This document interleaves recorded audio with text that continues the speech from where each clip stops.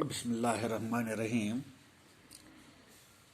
We are at reading this, solving, understanding the questions of this poem, A Thing of Beauty. Now, think it out. First three questions are already being explained. Now, question number four. What makes human beings love life in spite of troubles and sufferings? तो यहाँ पे सवाल पूछता है कि इंसानों को human beings कौन सी चीज़ मोहब्बत सिखाता है बरक्स इसके इंस्पाइट ऑफ ट्रबल्स मुसीबतों के और परेशानियों के ट्रबल्स परेशानी है और सफरिंग्स मुसीबत इंसान ज़िंदगी में मुसीबत और परेशानी से झीलता है फिर भी उससे कौन मोहब्बत करना सिखाता है तो human beings love life in spite of troubles and sufferings because of the existence of several natural and beautiful things. कायनात पे अल्लाह ताला ने बहुत सारी खूबसूरत चीज़ें बनाई है तो देखो spite of despondence of the inhuman dearth of noble natures of the gloomy days of all the unhealthy or darkened ways made up our searching years.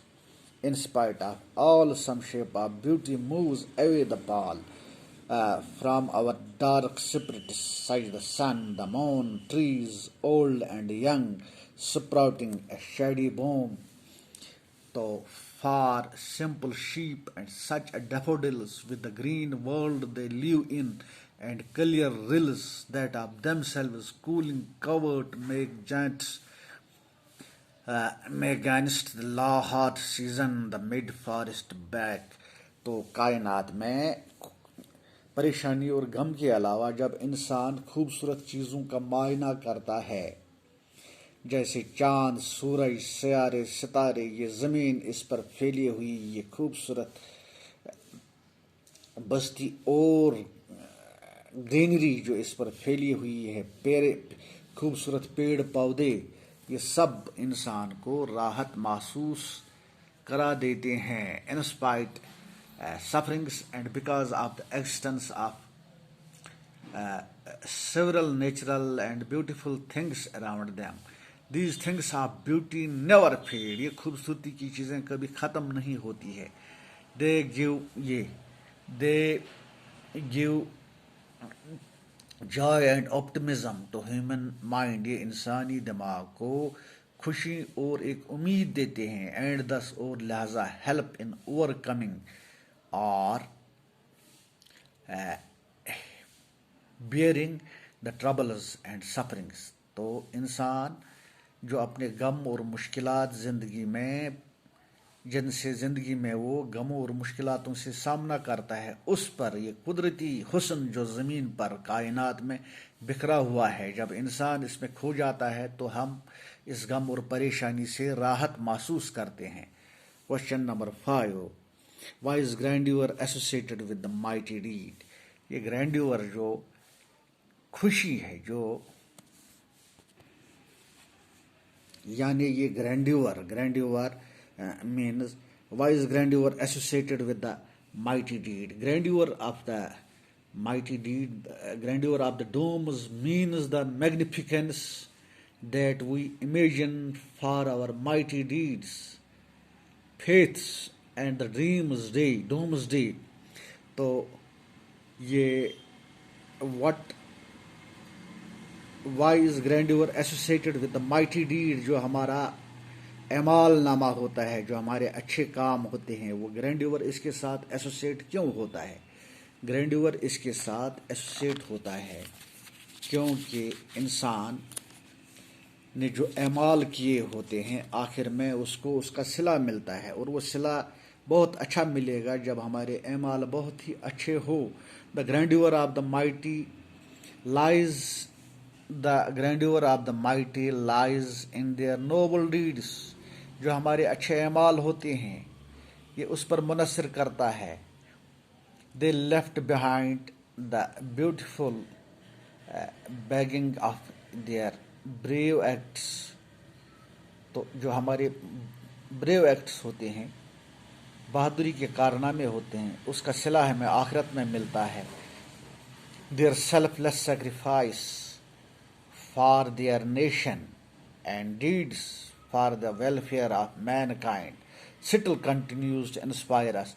जो काम हमने वतन और कौम के लिए किए होते हैं, जो अच्छे काम हमने गरीब लोगों के फ़ायदे और खिदमत के लिए किए होते हैं, वो मरने के बाद भी हमें उसका सिला देते हैं। तो क्वेश्चन नंबर 6 है यहाँ पर, do we experience things of beauty only for short moments और do they make a lasting impression on us. देखो, we experience things of beauty not for a short moment but for everlasting period of our life, because the beautiful scenes, images, places, meadows, everything remains in our mind forever till the life decades. Now let us observe the poet believes that when we encounter a beautiful thing, even for a small moment, the pleasure remains with us for a long time or forever.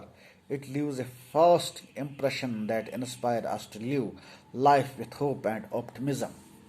तो जो कुदरत की खूबसूरत चीज़ों का हम नज़ारा करते हैं, उससे हमारे अंदर कुछ और करने की, कुछ और जीने की चाहत पैदा होती है। Question number 7, what images does the poet use to describe the beautiful bounty of earth. तो कौन सी इमेजेस शायर यहाँ पे पेश करता है जिससे ज़मीन पर कुदरती छुपे हुए खजाने, बाउंटीज वो डिस्क्राइब करता है।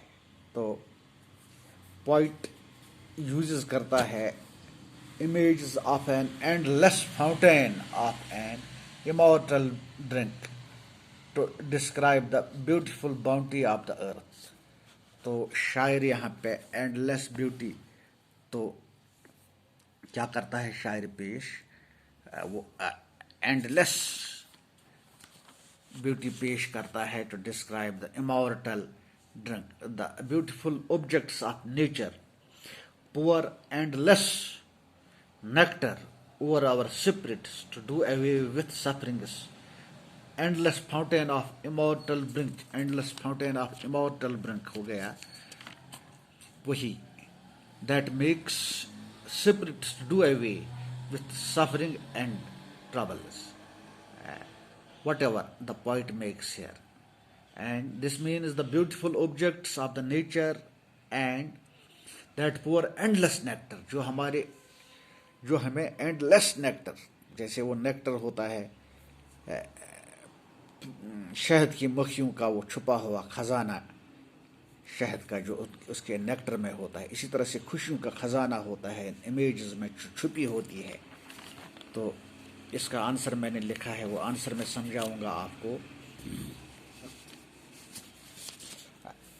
The poet uses the image of an endless fountain of an immortal drink to describe the beautiful bounty of earth। वो शायर ज़मीन पे छुपी हुई वो खूबसूरत बाउंटी को डिस्क्राइब करता है, खजाने को डिस्क्राइब करता है।